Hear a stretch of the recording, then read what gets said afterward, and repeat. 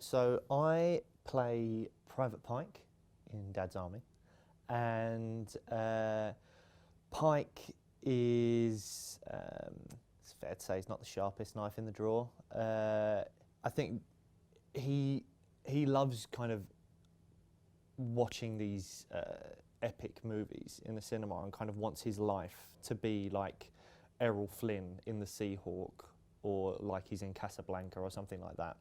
And I think he wrongfully kind of sees the what's going on in Europe and the war as like his opportunity for kind of like glory.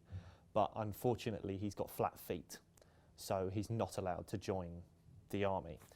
And so the extent of his kind of adventure is unfortunately to stay with a bunch of old men in the Home Guard protecting Warmington-on-Sea, which kind of leaves a slightly sour taste in his mouth. And a situation arises where they are told that there is a spy in Warmington.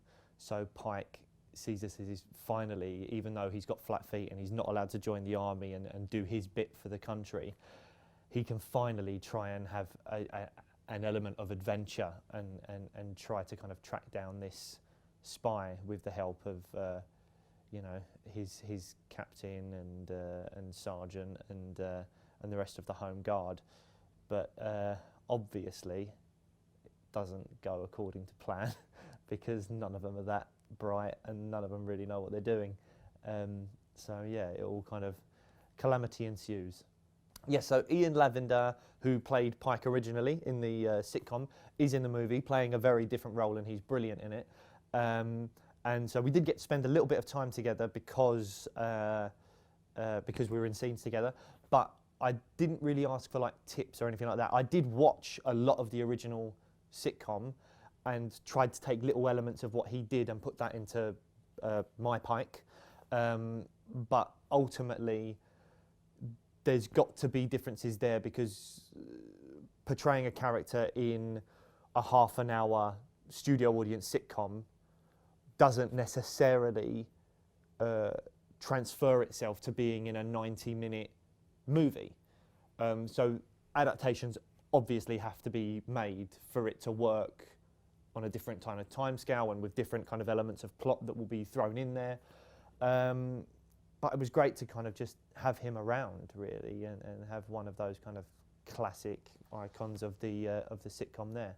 I think our film is very true to the original series in terms of the style of comedy, and you know, the kind of witty wordplay and the essence of each character is still very much there.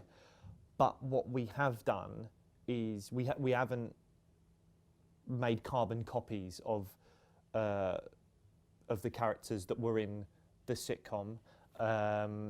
You know, you couldn't be asked to emulate Arthur Lowe and John LeMessurier and Ian Lavender and people like that. So it is our own interpretation of those characters, but very much the style of comedy and the core essences of those characters are very much there. And I think that people that love the sitcom will watch this and love it as well.